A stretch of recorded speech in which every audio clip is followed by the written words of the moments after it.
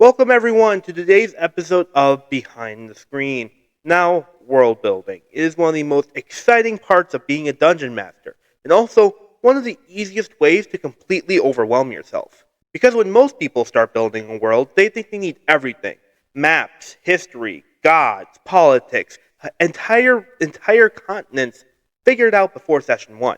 And that's where things go wrong, because the truth is, your players don't need a fully built world. They just need a world that feels real. So today, I'm going to show you how to build a D&D world without overcomplicating it, without burning yourself out too early, and also without writing 50 pages of notes that your players will never see. This is World Building 101, and let's start simple. Alright, so the first rule of world building, and honestly the most important one, is this. Start small. And I know that sounds simple, but this is where most new DMs slip up. Because when you do sit down to build a world, your brain immediately jumps to the biggest possible things. Entire continents, massive worlds, complex political systems, full pantheons of gods with detailed lore. And don't get me wrong, that stuff is cool. It's really fun to think about, but here's the problem. Your players aren't starting there.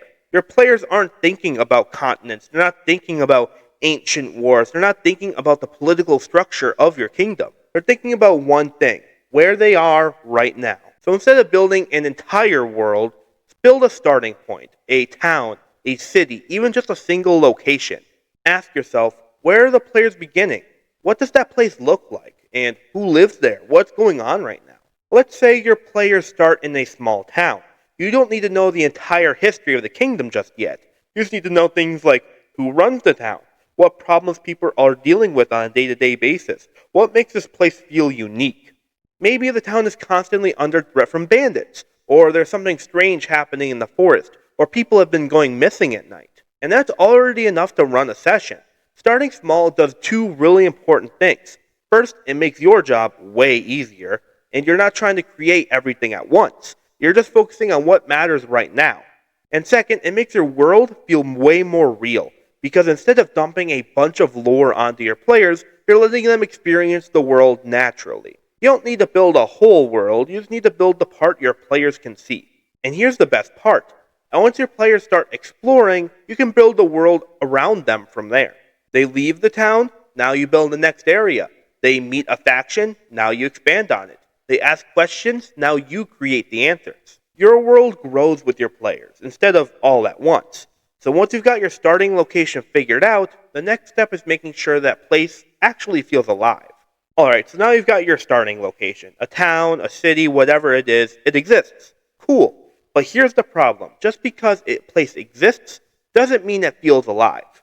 And if your world doesn't feel alive, your players aren't necessarily going to care about it. And when I say alive, I don't mean complicated. I don't mean tons of lore. I mean the world feels like it's moving.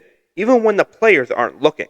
Things are happening. People have lives. There are problems, tensions, and little details that make everything feel real. This is where small details matter way more than bigger ones. Instead of saying, this is a normal town, give it something specific. Maybe the blacksmith is always arguing with customers. Maybe the innkeeper knows way too much about everyone. Or there's a weird statue in the center of town that no one talks about. These little things don't make too much effort, but they make the world feel real all in the same. And also, this is huge as well. Your players will remember people way more than they remember history. You could write 10 pages about a kingdom's past, and your players will forget about it almost instantly. But they will remember the weird guard who wouldn't stop talking, the shady merchant, or the NPC that helped them out when things got bad. And that's what makes a world feel alive. Another big thing. Stuff should be happening without the players causing it. Maybe a fight breaks out into the street. Maybe someone runs past them in a panic. Guards are searching for someone. Rumors start spreading. The world isn't waiting for the players to act. It's already moving. When your world feels alive, your players stop feeling like they're in a game and start feeling like they're inside of a story. They start paying attention, asking questions, getting involved. And your world doesn't need to be big, but it needs to feel real. But once your world feels alive, there's still one thing that really pulls players in. Alright, now, your world exists. It feels alive. There are people, details, things happening. That's great. But there's still one thing missing. This is the part that actually gets your players invested. Your world needs a problem, because without a problem, nothing matters. Think about it. If everything is fine, if nothing is wrong, what are your players supposed to do? Walk around, talk to NPCs, just exist?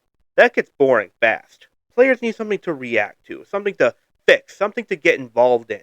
And just like before, you don't need a world ending crisis. Start small. In your starting town, maybe people are going missing, trade routes are being attacked, there's tension between two groups, something strange is happening nearby. It doesn't need to be huge, it just needs to matter. And here's where you level this up. Make the problem feel personal. Instead of there are bandits on the road, make it the innkeeper's daughter hasn't come home. Instead of there's something in the forest, make it people are hearing voices calling their names at night. And now your players care, because the moment you create a problem, you create a story. Your players now have choices. Do we help? Do we ignore it? Do we make it worse? And no matter what they choose, something happens. Here's the best part. That small problem can turn into something bigger. Bandits? Maybe they're working for someone. Missing people? Maybe there's something deeper going on. You don't have to figure it out all right away. You can build it as the game goes on. A world without problems is just a setting. A world with problems is a story. It's not that you've got a world that feels alive and a problem that pulls your players in. Now we need to talk about how to actually expand that world without overwhelming yourself. Alright, so now you've got a starting location, a world that feels alive, and a problem your players care about. At this point, a lot of DMs make the same mistake. They try to build everything else all at once. Start mapping continents, writing out entire histories, creating dozens of locations the players might never even see, and eventually they burn out. Instead of building everything ahead of time, you should build your world as your players explore it. Think of your world like it's unfolding in real time. Your players leave the starting town, now you build what's nearby. They ask about a kingdom, now you figure out what the kingdom is like. They get interested in a faction, now you expand on that faction. This is one of the biggest secrets to world building. Your players will show you what matters. If they ignore something, you don't need to build it yet. If they obsess over something, that's where you put your energy. You're not guessing what your players might care about, you're responding to what they already do care about. And remember, you don't have to constantly reinvent new things.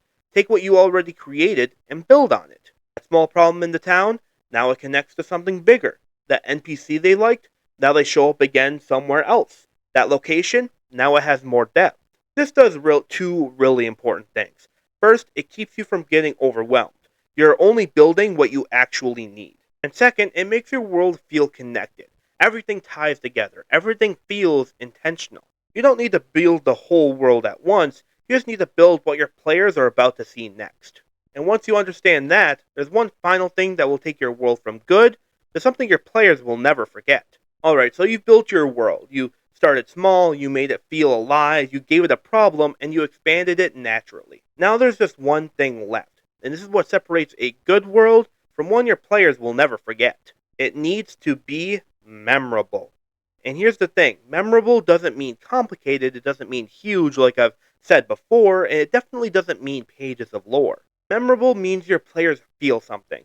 Every place in your world should have something that makes it stand out, something your players can immediately recognize. Maybe a town where it never stops raining, a city built into the side of a cliff, a village where no one speaks above a whisper, a forest where the trees seem to move when no one's looking. It doesn't have to be big, it just has to be different. But what really makes something stick is emotion. Moments your players connect to. The NPC that helped them when things were going bad. The place where something terrible happened. The moment they made a decision that changed everything. That's what they remember. And this is huge. Your world becomes memorable when your players leave a mark on it. The town they saved, the place they destroyed, the choices that they had made changed how things work. Now, it's not just your world anymore, it's theirs. When your world has identity, emotion, and player impact, it stops feeling like a setting. It becomes a story your players were part of. Your world isn't memorable because of what you write, it's memorable because of what your players experience. And once you understand that, world building stops feeling overwhelming and starts feeling a lot more fun. And that's World Building 101. It doesn't have to be complicated or massive, and it definitely doesn't have to be perfect. You don't need an entire world built out before session 1, you just need a place to start. And from there, you build it with your players. But I want to hear from you. What's one thing in your world that your players will always remember? Or, if you're just starting out, what kind of world are you trying to build? If this helped you, make sure to hit the like button. It really helps the channel grow and let me know you want more DM advice just like this. And if you're into D&D, world building, and learning how to run better games, consider subscribing. We've got a lot more coming. This has been Behind the Screen, where the dice roll low, the panic is real, and the stories are always worth it. I'll see you next session.